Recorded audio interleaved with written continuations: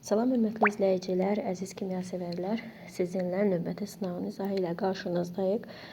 İzaha başlamamızdan ilk öncə bu cür videoların davamlı olmasını istəyirsinizsə, kanalımıza dəstək məqsədi ilə abunə olmağı və bəyənməyi unutmayın. Birinci sualda nə soruşur? Kimyəvi stəkana bir qaşıq çay sodası tökülür və tədricən X maddəsi əlavə edilir. Reaksiya nəticəsində Y qazı ayrılır. X və Y-i müəyyən edin. Diqqətlə baxsaq burada çay sodasının üzərinə xlorid turşusu töksək, bu zaman karbon qazı ayrılmış olur. Yəni X-imiz olacaq xlorid turşusu və ayrılan qazımız olacaqsa karbon qazı. Bu da D variantına uyğun gəlir. Şəkildə A və B qarışığının bir-birindən ayrılması göstərilir. Hansı ifadə doğrudur?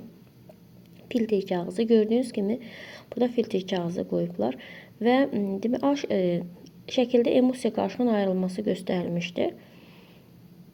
Doğru olanı sorulacaq. Emulsiya qarışığı xeyr. Bu emulsiyalar ayrılması, adətən emulsiyalar bu cür ayrılma, amma emulsiya nədir? Mayenin mayədə qarışığıdır. Bunu isə süzgəc kağızından ayrılırlar. Suspenziyaları ayırmaq üçün istifadə edilir. A. Xörək tuzu ola bilər. Xeyr, xörək tuzu ola bilməz. Xörək tuzu çünki suda həll olub içəriyə keçəcəkdir. Süzgəc kükürt dəmir tozu qarışığı ola bilər. Kükürt dəmir tozu qarışığını biz süzməklə ayıra bilmərik. Maqnitlə ayırırıq. Kalium nitrat ola bilməz. Bəli, bu düzgün cavabdır.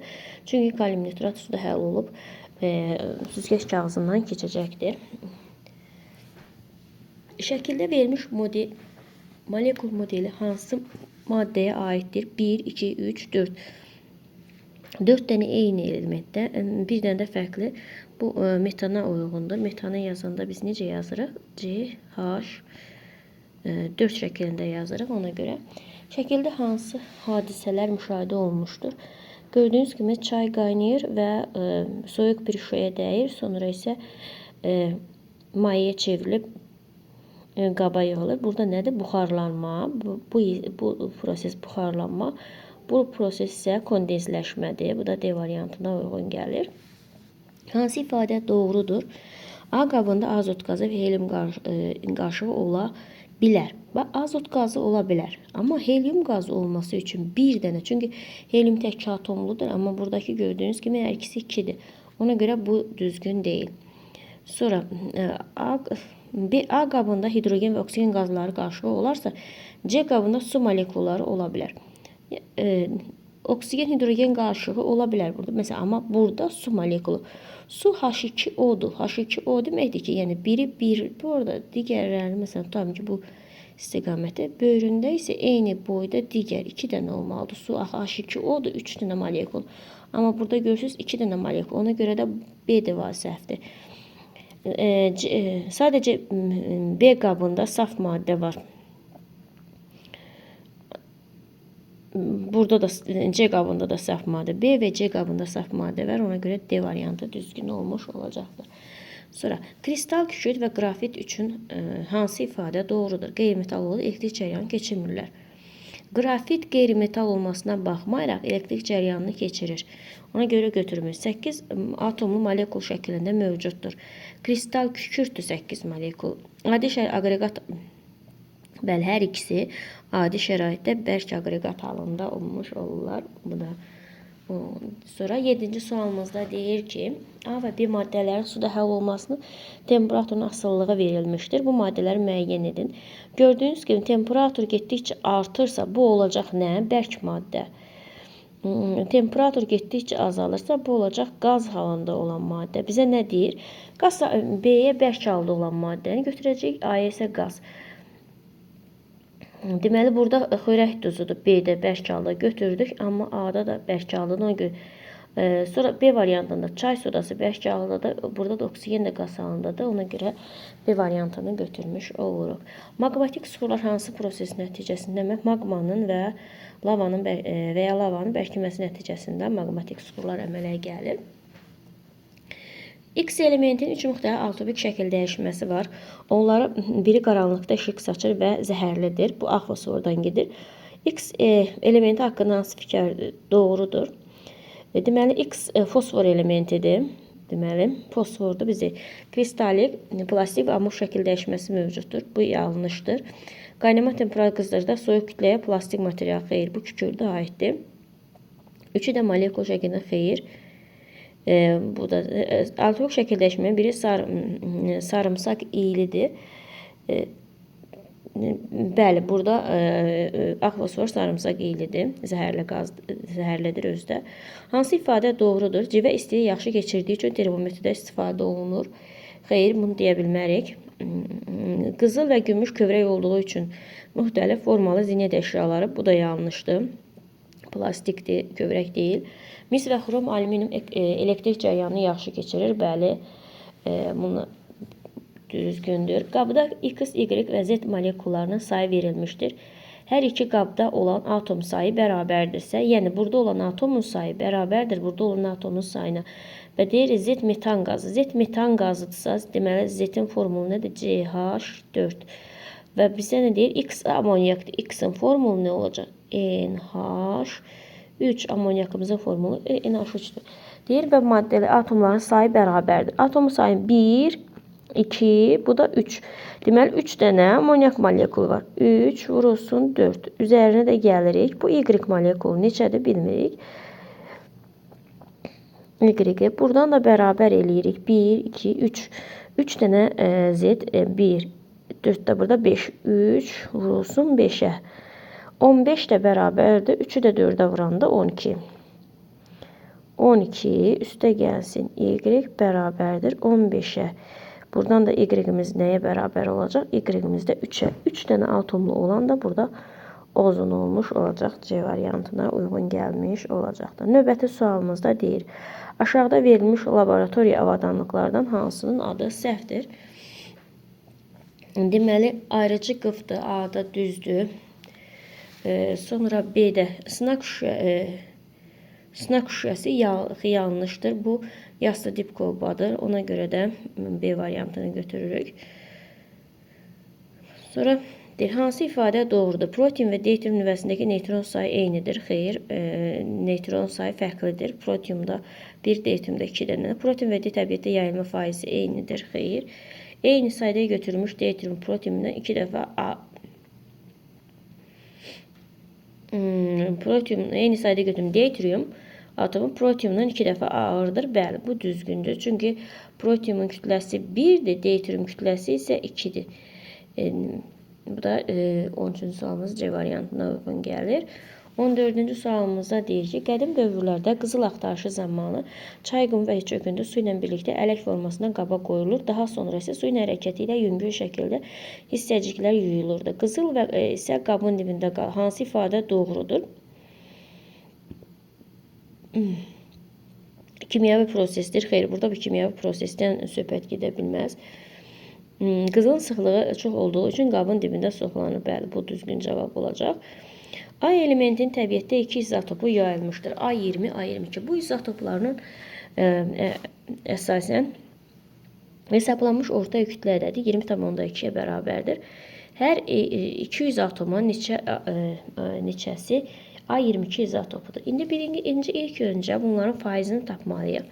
Tutalım ki, A izotopunun yayılma faizini X hesab götürsək, bunun orta kütləsi 20,2. 20,2 bərabərdir. Bunun da kütləsini A-nınki X götürsək, X vurulsun 20. Üstünə gələk.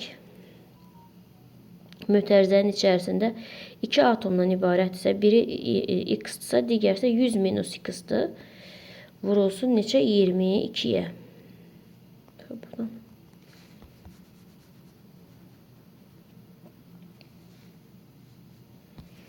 Buradan yazaq geniş olsun. 20'ni yox, 20'ni yox, 20'ni 22'ni X götürək. 22 vurulsun X üstə gəlinsin.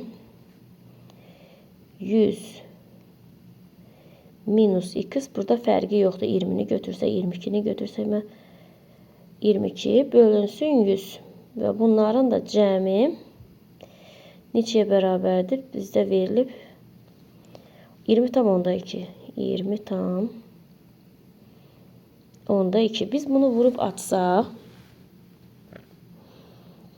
Tənasibi vursaq alsa 20.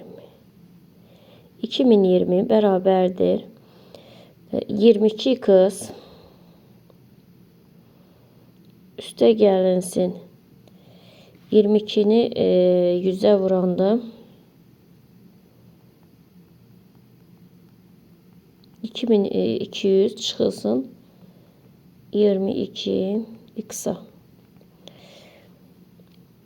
Buradan da bu qalır 2x bərabərdir. Bu üzə də keçsəm 2020 bu da 1200. 2200'dən 2020'ni burada ilə 6 alda çıxsa burada neçəsi qalacaq? 0 8 1 180. 180 qalmış olacaq. X da bərabər olacaq 90'a. Bizdən neçədir soruşurdu? 90'a. Deməli 90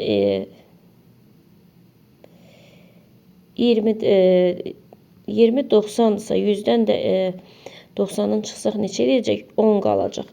Deməli 22 də olacaq 10. Bu o deməkdir ki, yəni hər 100 molekuldan 22 olanı 10 dənədirsə, hər 200 molekuldan neçədən olacaq? Biz bilmirik. X də buradan bərabər olacaq 20'yə.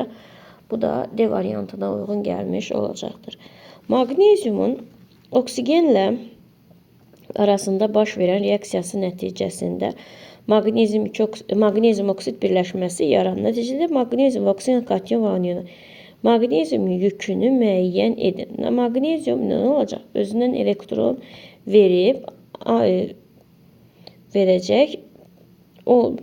Oksigen isə özünə elektron almış olacaqdır. Və magnezium və oksigen atomların elektron təbəqəsində elektron deməli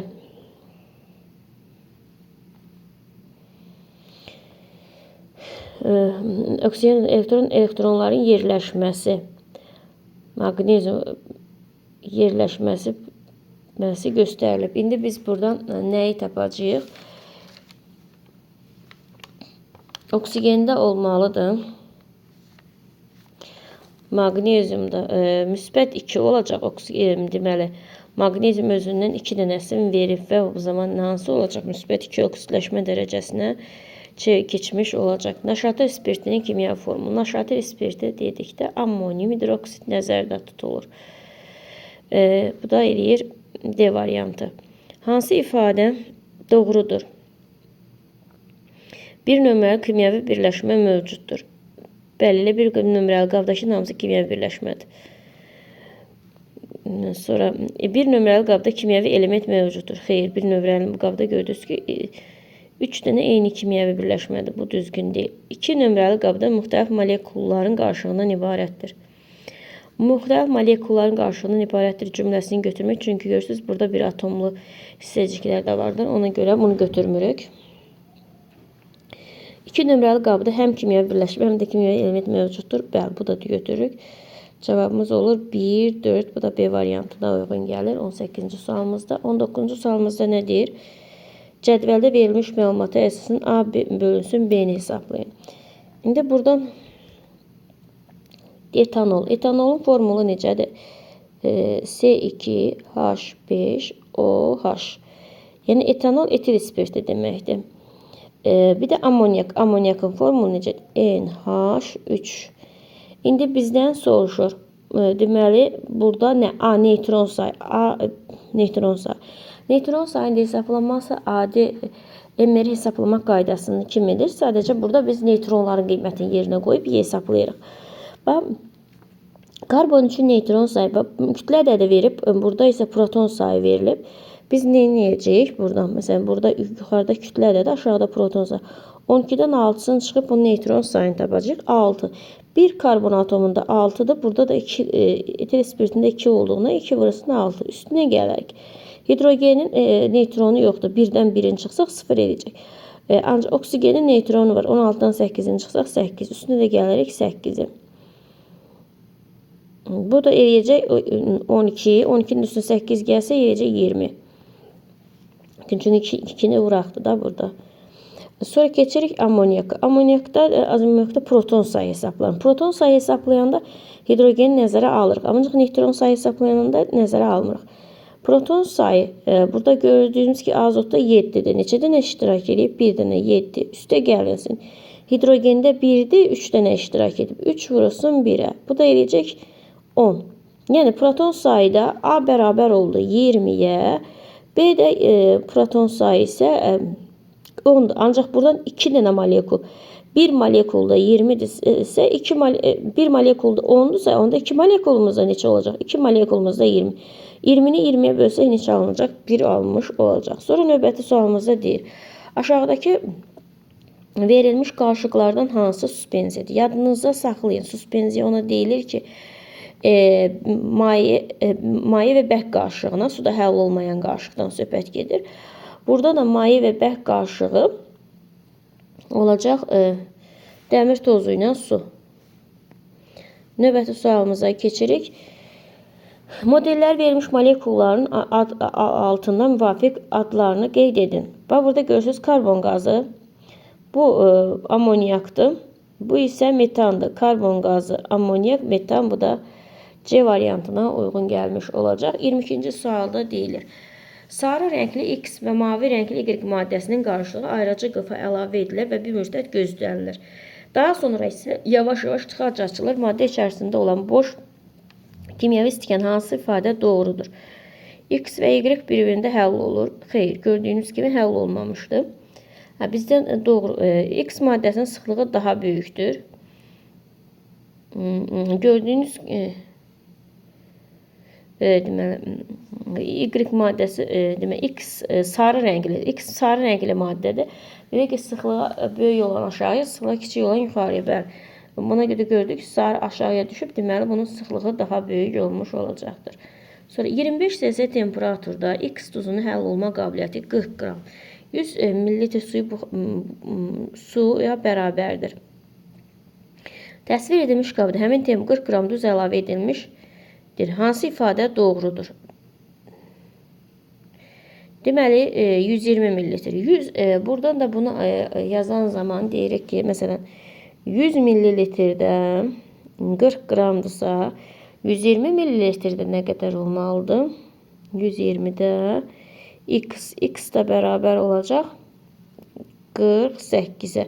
Yəni burada doymuş olması üçün 48 qram maddə həll olunur.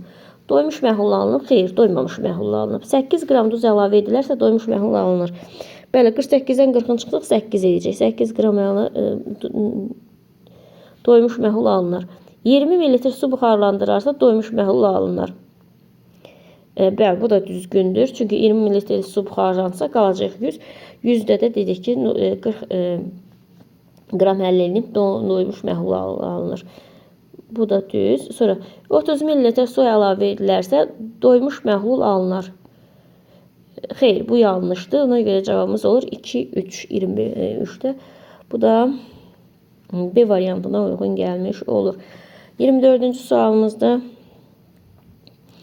təcrübəçi süzgəc kağızını qurutduqdan sonra müxtəlif rəngli ləkələrin nə qədər məsafə qət etdiyini qeyd edir. Hansı ifadə doğrudur? Və yadınıza saxlayın. Ən böyük məsafə qət edin, ən yüksək olacaq. Yəni 4 olacaq. Ondan sonra 6 olacaq. Sonra 9 olur. Sonra 6 olur. Sonra 4 olur. Sonra 2.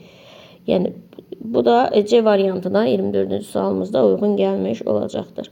Sonra sürfə sirkəsi məhlulu haqqında hansı ifadə doğrudur? Ümumiyyətlə yadınızda saxlayın ki, sürfə sirkəsinin ümumiyyətlə turşularda pH 0 ilə 7 arasında olur. 7'nin özü neytral mühitdir. 7'dən də başlayıb 14'ə kimi olur əsasi mühit. Bu neytraldır. Bu isə turşdur. Deməli deyir ki, pH 8 olar. Xeyr, 8 ola bilməz. Çünki turşu dökülmüşük. Burada turş olmalıydı. Qırmızı laxmı kağızın rəngini göyərdir. Xeyr, bu göyərdə bilməz. Məhlulda OH böyükdür. Hidrogenden sayı çoxdur. Bu da düzgün deyil. Bu da ola bilməz. Sonra bu məhlula bir neçə damcı metil oranj əlavə edilərsə Məhlul qırmızı rəngə boyanır. Bəli, burada turşu olduğuna görə metal aroşda turşuların tərsindən qırmızı rəngə boyanır. Ona görə də D variantını götürmüş olacağıq. Bu qədər. Diqqətinizə görə sağ olun. Bəyənməyi və kanalımıza abunə olmayı unutmayın.